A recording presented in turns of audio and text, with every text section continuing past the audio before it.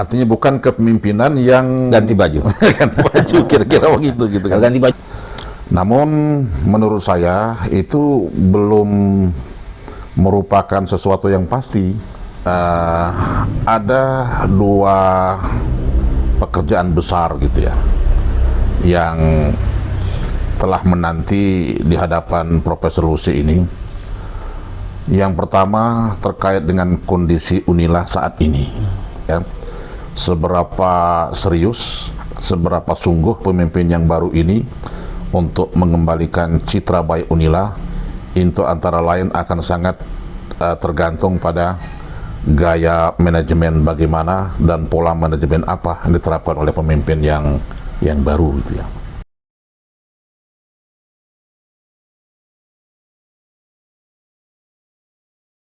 Assalamualaikum warahmatullahi wabarakatuh. Tabi pun. Ya pun. Kembali kita bertemu lagi di Gunsan Talk, dan narasumber kita kali ini Profesor Bujang Rahman. Beliau di FKIP.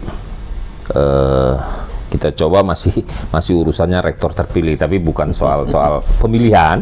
Kita soal bagaimana ke depan agar Unila menjadi lebih baik di kondisi yang kemarin ada sedikit persoalan gitu. Kita minta pendapat beliau bagaimana langkah-langkah Prof. Lusi sebagai sumbang saran agar Unila menjadi lebih baik. Silakan Prof. Ya. Baik, Assalamualaikum warahmatullahi wabarakatuh. Waalaikumsalam. Ya pun. Ya, pertama-tama saya mengucapkan selamat kepada Profesor Lusi ya, yang telah terpilih menjadi Rektor Unila 2023-2027 ya.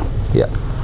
Dan dengan peraturan yang ada ini, maka rektor terpilih itu legitimasinya sangat kuat. Pertama, dia sosok yang mendapat amanah dari Senat, dan Senat itu adalah representasi dari Sivitas Akademika Universitas. Yang kedua, dia juga sosok yang mendapat amanah dari Menteri, ya. Mendapat amanah dari Senat karena persyaratannya sekurang-kurang masuk 3 besar. 3 besar. Kalau tidak masuk 3 besar, nggak mungkin bisa masuk putaran berikutnya, gitu kan. Dan tentu suara dalam putaran pertama itu tidak akan mencukupi dan belum memenuhi ketentuan. Karena itu maka putaran kedua itu sangat tergantung pada suara menteri seperti yang pernah saya sampaikan. Jadi sebenarnya bagi kita harusnya melihat terpilihnya Bu Lusi ini merupakan satu mekanisme lahirnya seorang pemimpin yang betul-betul legitimate gitu kan. Karena ada legitimasi di hadapan Senat, Sivitas Akademika, dan juga legitimate di hadapan Pak Menteri. Karena itu Bu Prof. Lusi punya power yang cukup untuk melakukan hal-hal yang positif dalam rangka memperbaiki Unila ke depan ini, begitu kan. Saya yakin ya, sosok Profesor Lusi ini memiliki kapasitas yang memadai untuk memimpin Unila ini. Saya kenal baik beliau karena dulu sempat bersama-sama jadi pembantu dekan. Oh, jadi sama-sama pembantu dekan 1 di zaman Pak Waktu dekan saya Pak Sujarwo, waktu dekan Fakultas Teknik itu Pak Harno kalau nggak salah, siapa, lupa saya itu ya. Rektornya Pak Asriadi? Rektornya Pak Sugeng. Oh, Pak Sugeng. Iya, Pak Sugeng. Nah, lalu pada periode kedua Pak Sugeng, kita sama-sama jadi dekan. Dekan teknik, dekan FKIP, dan Bu Lusi dekan Fakultas Teknik pada waktu itu. Jadi kita sudah saling paham lah kapasitas kita masing-masing terutama dalam bidang akademik gitu. Dan berbekal pengalaman itu, saya sangat yakin Profesor Lusi punya kapasitas, punya kemampuan yang memadai untuk membawa Unila ke depan ini. Ya. Namun menurut saya itu belum merupakan sesuatu yang pasti, karena kepemimpinan itu kan merupakan satu tim gitu ya. Jadi bukan seseorang. Single fighter nggak bisa. Bukan single fighter. Jadi tidak akan ada orang bisa memimpin lembaga sebesar Unila sehebat apapun kapasitas dia tanpa dukungan dari banyak pihak begitu ya. Nah karena itu menurut saya ya ada dua pekerjaan besar gitu ya yang telah menanti di hadapan Profesor Lusi ini. Yang pertama terkait dengan kondisi Unila saat ini. Ya, kita tahu semua ya, Unila baru saja mendapatkan satu peristiwa yang kurang menguntungkan bagi Unila gitu kan. Nah tentu pemimpin yang baru ini punya kewajiban untuk mengembalikan kepercayaan masyarakat, martabat dan marwah Unila di hadapan publik begitu ya. Nah untuk hal ini menurut saya yang pertama harus dilakukan adalah perbaikan manajemen. Perbaikan manajemen. Karena perbaikan manajemen ini nanti akan menjadi picture-nya, gambaran Unila ke depan. Jadi orang akan melihat ya seberapa serius, seberapa sungguh pemimpin yang baru ini untuk mengembalikan citra baik Unila.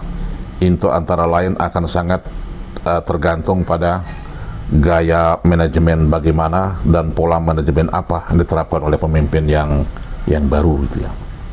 Nah kalau saya boleh memberikan semacam sumbangan pemikiran gitu ya, yang mudah-mudahan ini niatnya tulus semata-mata untuk membangun Unila, tidak ada niat lain-lain gitu ya. Pimpinan yang baru harus betul-betul menunjukkan sebuah pembaruan dalam proses manajemen Unila itu. Sebuah pembaruan. Jadi artinya sebuah pembaruan itu menunjukkan betul-betul ada kesungguhan melakukan upaya perbaikan dalam bidang manajemen. Sehingga masyarakat itu tahu bahwa kelemahan-kelemahan bahkan mungkin kejadian-kejadian yang kurang menggembirakan masa lalu itu optimis akan bisa diatasi karena mereka melihat ada perubahan dan ada pembaruan manajemen di situ. Nah itu menurut saya akan lebih ampuh gitu ya, atau mungkin bisa dikatakan lebih handal untuk mengembalikan kepercayaan masyarakat terhadap Unila itu. Nah kemudian yang kedua, ada hal lain selain itu yang juga terkait dengan persoalan internal Unila. Persoalan internal di Unila. SDM-nya nih. Di SDM-nya itu. Yaitu terkait dengan penjaminan kualitas akademik. Ini perlu kualitas akademik, oke. Sebagai contoh kita tahu ya, dosen Unila itu sekarang banyak diisi oleh tenaga-tenaga kontrak. Iya. Bukan pegawai negeri sipil, yang notabene mereka ini tenaga-tenaga muda, tenaga-tenaga baru yang mungkin kalau diangkat mungkin masih asisten ahli, belum lektor apalagi lektor kepala, apalagi profesor. Nah bagaimana pemimpin yang baru ini yang dinakodai oleh Profesor Lusi ini bisa menjamin bahwa proses akademik itu berjalan dengan efektif, mengarah kepada peningkatan mutu sesuai dengan diharapkan oleh customer kita yang paling utama adalah mahasiswa kan?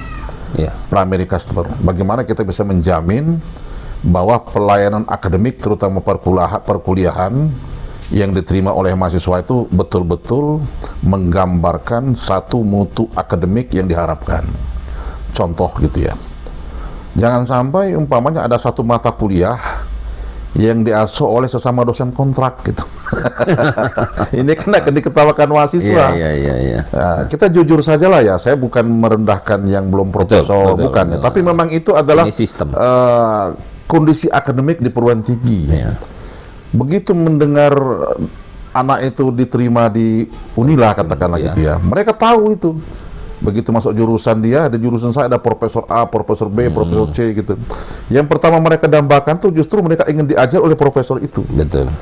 Nah ini mekanismenya mesti dibangun dengan baik sehingga dipastikan harapan mahasiswa itu bisa terwujud dan mereka mendapatkan pelayanan yang maksimal dalam bidang akademik, bukan sekedar jalan begitu saja. Apalagi sekarang dengan kondisi mahasiswa yang sangat banyak, sementara kapasitas fasilitas yang dimiliki kan sangat terbatas. Ini kalau tidak didesain mekanisme sistem akademik yang modern, katakanlah gitu ya, itu sulit untuk dilakukan perkuliahan bermutu gitu kan. Karena kita terbatas, laboratorium terbatas, ruang kuliah terbatas, tentu harus mengadopsi bagaimana melakukan sistem akademik yang modern. Saya sangat yakin kalau dua hal itu bisa dilakukan di hadapan publik, Unila akan segera mendapatkan citra positif kembali. Kemudian di internal akan terjadi tingkat kepuasan yang tinggi di kalangan mahasiswa terutama, karena kita bisa menyelenggarakan perkuliahan yang bermutu. Itu antara lain, Pak. Prof, tadi saya tertarik soal manajemen, tapi yang tenaga kontrak, dosen kontrak. Iya. Nah, untuk mencegah hal ini, mengurangi hal ini tidak terjadi lagi, tentunya ada proses-proses yang harus cepat diperbaiki agar tidak kejadian banyak yang pensiun tapi belum ada ganti. Betul. Itu seperti apa, Prof, sarannya? Ya, sebenarnya idealnya ya semua dosen itu dosen tetap.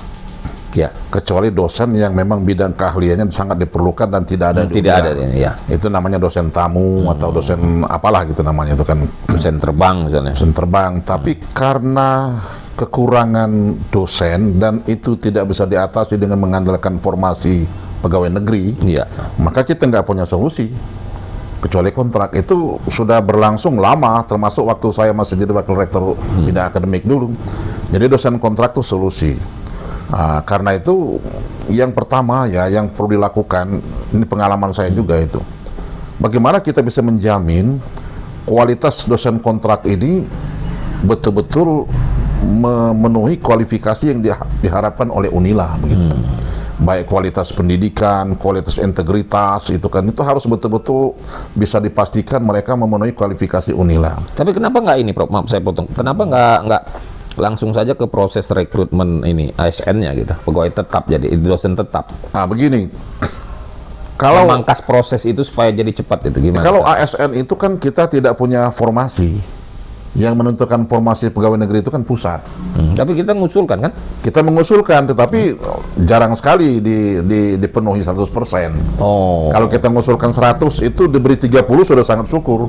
Sudah sangat baik gitu. Kenapa kan? Ini kita pahami juga karena pemerintah pusat kan menghadapi seluruh Indonesia, bukan satu perguruan tinggi.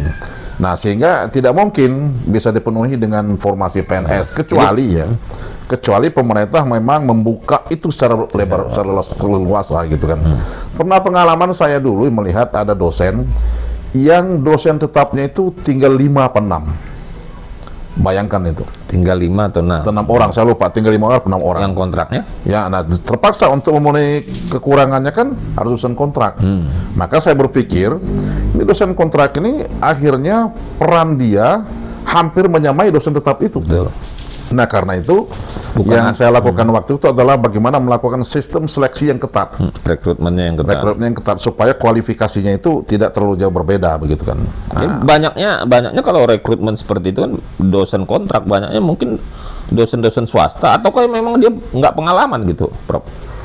Ya, itu kan nanti dibicarakan di tingkat fakultas, di tingkat program studi. Kualifikasi itu yang menentukan, bukan universitas. Fakultas atas masukan jurusan atas masukan program studi, gitu kan.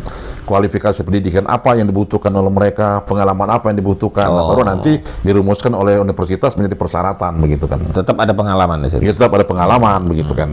Nah, gitu kan. Nah, sekarang persoalannya kan dosen kontrak banyak.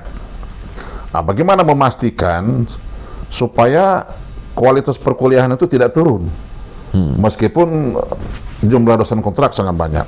Maka menurut saya harus diciptakan harus dibuat sebuah regulasi yang tegas tentang mekanisme pelaksanaan perkuliahan itu.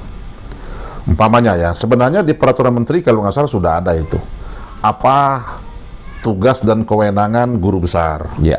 apa tugas dan kewenangan lektor kepala, apa tugas dan kewenangan lektor, asisten, sampai nanti apa tugas dan kewenangan dosen kontrak gitu kan.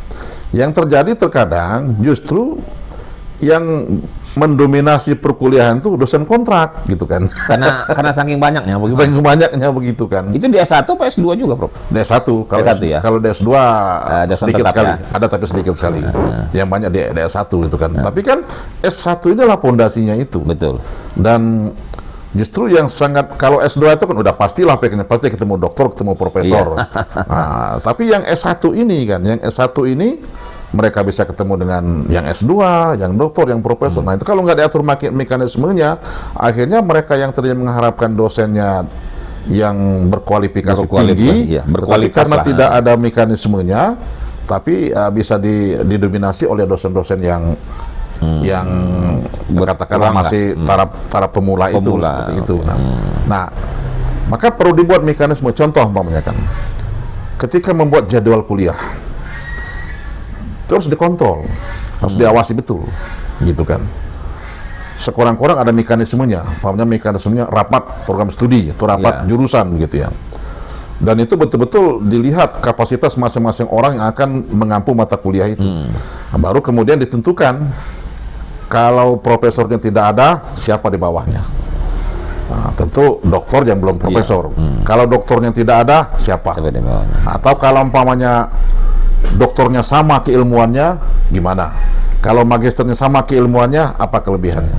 Nah, saya pernah pengalaman waktu jadi dekan, itu dibuat sedemikian rupa sehingga tidak ada yang namanya apa istilahnya itu saling sikut menyikut gitu ya. Karena ukurannya jelas, takarannya jelas, sehingga ada parameternya ada, sehingga kita tinggal ngecek aja. Oh, nggak bisa, dia punya kelebihannya ini gitu kan. Nah, kalau dulu saya pertama lihat kualifikasi pendidikan. Oh, sama kualitas pendidikannya. Lihat pengalaman kerjanya. Oh, sama. Nah, kalau dia sama semua, lihat karya-karyanya. Nah, sehingga mesti ada yang lebih itu. Nah, itu yang paling berhak memangku mata kuliah itu dibandingkan dengan yang lain gitu ya. Jadi mahasiswa itu tetap mendapatkan yang terbaik gitu. Jangan sampai artinya begini. Ada sebuah pengalaman yang menurut saya ini mudah-mudahan Ibu Rektor yang baru bisa memiliki sensitivitas yang tinggi lah dalam hal ini ya. Ada seorang guru besar gitu kan, ditunjuk mengajar oleh salah seorang program studi, dipasangkan dengan dosen kontrak.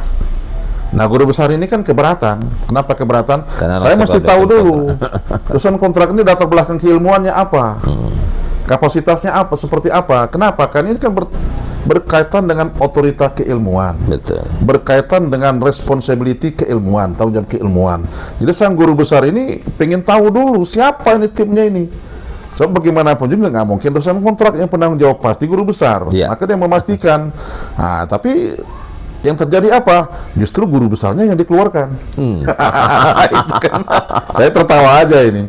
Ini tandanya ketidakmatangan academic mindset seorang pimpinan. Nah, ini dia salah besar di situ tuh kan.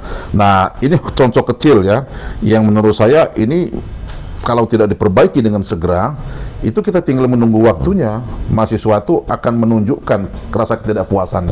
Dan itu menurut saya akan sangat menghambat proses roda pemerintahan atau akademik di perguruan tinggi. Itu di bawah siapa, Prof? Jadi berjenjang dia. Di universitas ini di bawah wakil rektor akademik satu ya. Terus? Jadi itu akademik gitu ya. Tapi kalau yang kualifikasi penerimaan dosen kontrak, persyaratan itu WR2.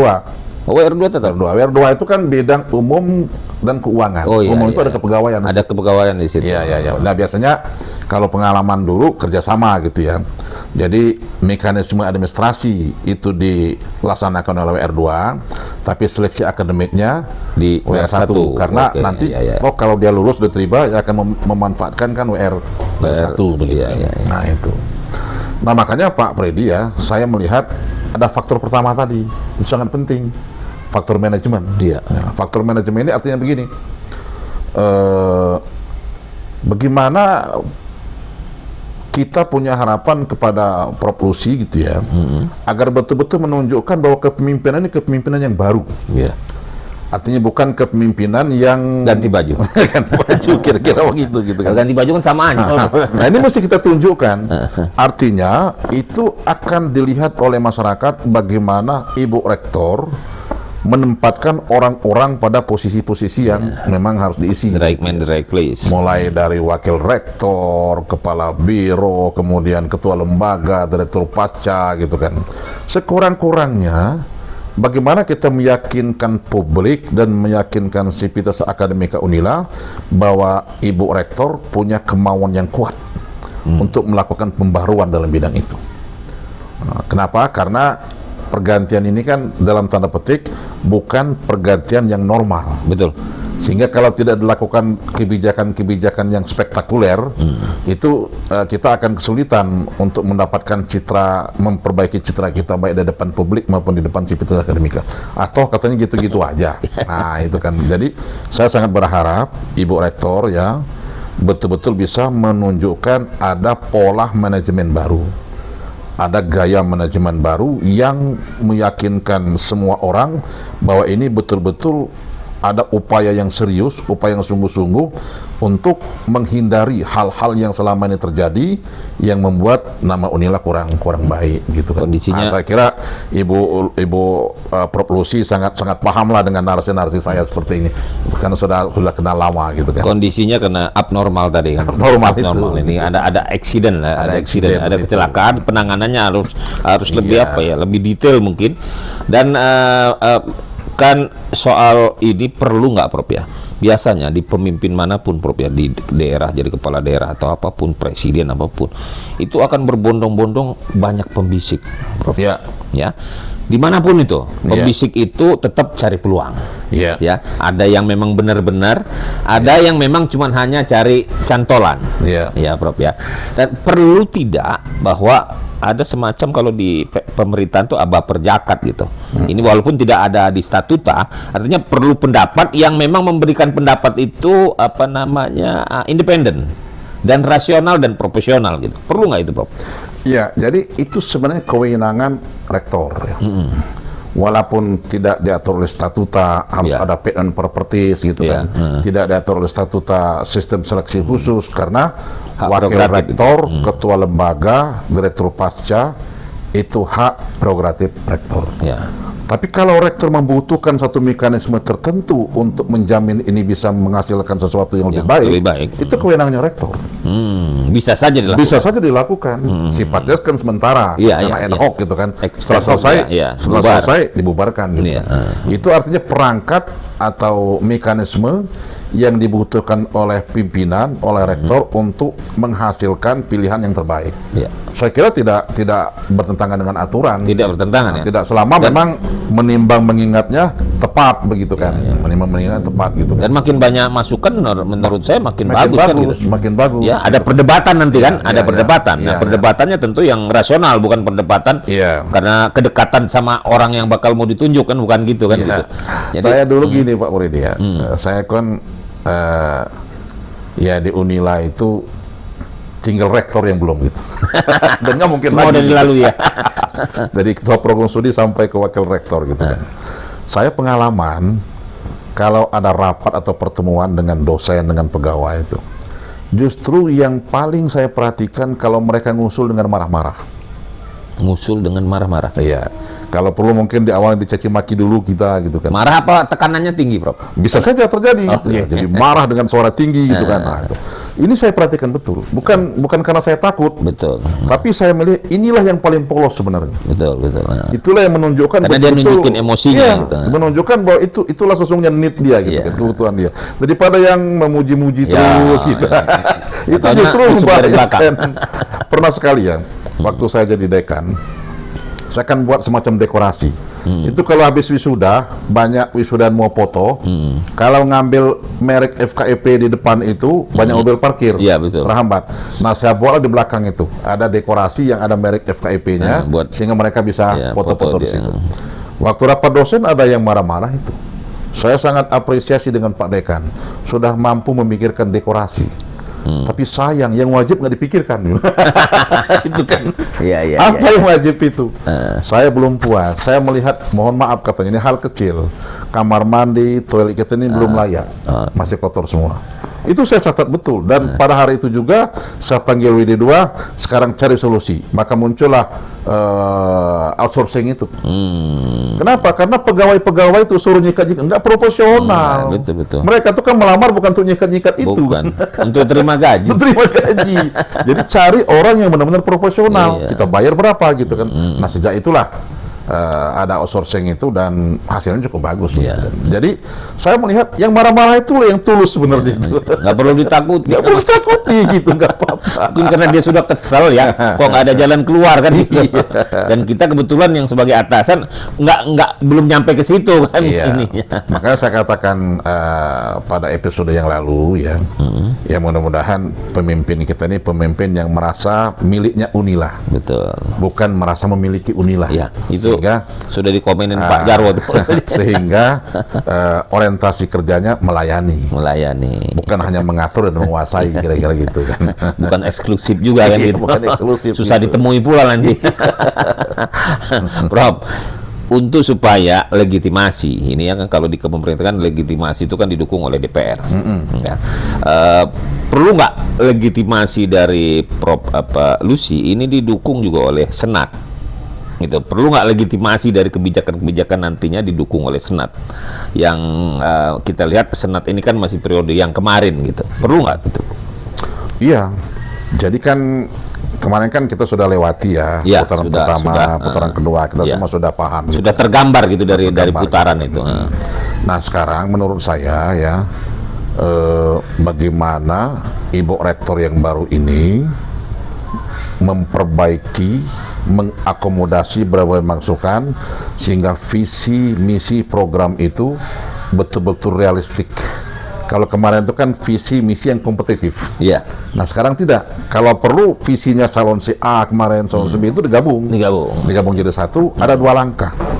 Langkah pertama itu ini harus segera disosialisasikan dengan Civitas Akademika, dan dengan logowo menerima segala macam masukan diterima, direvisi sampai ini seakan-akan produknya seluruh masyarakat Unila. Akan begitu. Setelah itu bawalah ke Senat. Walaupun mekanisme itu tidak ada, tetapi ini akan membuat nilai legitimasi yang lebih bagi seorang pimpinan. Kenapa? Civitas Akademika sudah oke, Senat sudah oke, sehingga nanti kalau dalam perjalanan ada hal-hal yang kurang maksimal lah ya, itu tidak ada alasan orang untuk menyalahkan siapa-siapa. Dan malah bersama-sama untuk memperbaiki. Bersama-sama memperbaiki, karena menjadi milik bersama. Kan yang paling penting itu bagaimana pekerjaan pimpinan itu menjadi pekerjaan bersama semua orang. Jadi itu tadi bukan eksklusif gitu ya. Nah itu akan bisa terasa seperti itu kalau itu disosialisasikan dan diupayakan untuk menampung semua masukan itu. Ya, Prof, satu lagi nih sebelum kita tutup soal keuangan.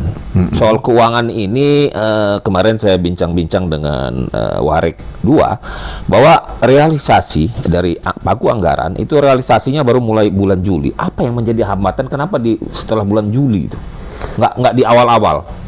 Ya, itu kan ada mekanisme yang berlaku di pemerintahan Indonesia umumnya, begitu kan, sehingga mak itu tahapan-tahapan pencairannya kan sudah ditentukan, begitu kan, sehingga kita nggak bisa mendahului itu, karena kalau mendahului itu berarti kita menggunakan anggaran yang bukan proporsi dia. Tapi menurut Prof Asep kemarin, anggaran itu sudah bisa dilakukan mulai Februari sebenarnya. Ya itu saya katakan. Tapi fakultasnya belum ngejalanin apa gimana? Nah itu yang namanya manajemen tadi itu kan. Nah, bagaimana menggerakkan itu, membuat mekanisme sehingga supaya itu tidak terlambat gitu kan. Saya kira itu sangat-sangat teknis lah. Bisa dilakukan seperti itu gitu kan. Tapi kalau perjalanan selama Prof Bujang jadi dekan atau apa ini soal manajemen keuangan ini, aplikasi atau apapun ini sudah berjalan baik ya? Ya menurut saya sepanjang aturannya, sepanjang mekanismenya kita ikuti dengan baik ya, itu semua sudah tercover dalam regulasi-regulasi yang ada. Ya memang kadang-kadang ada seni ya, Nah, seni ini kan untuk menguatkan mekanisme yang ada, begitu kan, bukan diniatkan untuk menyimpang dari aturan yang ada seperti itu kan. Itu biasalah seperti itu. Yang penting tidak ada niatan untuk menyimpang dari aturan dan tidak melakukan pemindahan anggaran sesuai dengan yang disepakati. Seperti itu. Gitu. Prof, masih ada yang perlu disampaikan? Ya, saya kira harapan saya dengan Prof Lucy ya, karena Prof Lucy ini nggak jauh beda dengan saya. Jadi sudah mengalami zaman Pak Sultan Al-Arsyad, sudah mengalami zaman Pak Margono Selama, sudah mengalami zaman Pak Almarhum Al-Husni Duki Hamim, sudah mengalami zaman Pak Muhajir, zaman Pak Sugeng, zaman Pak Suryadi, dan zaman Pak Karomani gitu ya. Jadi mungkin sudah banyak referensi yang bisa dijadikan rujukan untuk mencari pola-pola terbaik, gaya-gaya terbaik, mungkin mengolaborasi atau mungkin kolaborasi atau mungkin ada satu yang menonjol dari masing-masing pimpinan. Nah, itu barangkali bisa menjadi referensi sehingga Prof Lucy ini kita harapkan menjadi yang terbaik dari yang sudah-sudah, kan? Karena referensi sudah banyak dan ditempa oleh pengalaman yang pahit getir gitu kan, sehingga bisa membedakan mana yang terbaik, mana yang kurang baik gitu. Dari kuliah masih belum S1 dulu, D3 kan dulu. Iya, ya gitu kan. Saya ucapkan selamat dan saya doakan, mari kita kepada Sivitas Akademika, saya mengajak, mari kita dukung bersama-sama, karena inilah pemimpin kita yang legitimate di hadapan Sivitas Akademika dan legitimate juga di hadapan Pak Menteri. Mudah-mudahan beliau bisa mengemban amanah ini dengan baik, dan kemajuan Unila bukan tergantung pada beliau sendiri, tapi sangat tergantung pada kerjasama dan dukungan semuanya. Semoga berhasil. Ya. Di kepemimpinan rektor di bawah Prof Lucy makin kuat ke depannya dan makin bisa cepat pulih. 4 tahun tidak berasa tentunya, Prof. 4 tahun tidak berasa. Tapi kalau bekerja sama, saling berkolaborasi, saya yakin pasti akan cepat pulihnya. Terima kasih banyak, Prof. Pada bincang kita hari ini mungkin dapat bermanfaat bagi Prof Lucy dan Sivitas Akademika Unila. Lebih kurangnya saya mohon maaf. Wabillahi taufiq wal hidayah. Wassalamualaikum warahmatullahi wabarakatuh. Waalaikumsalam warahmatullahi wabarakatuh.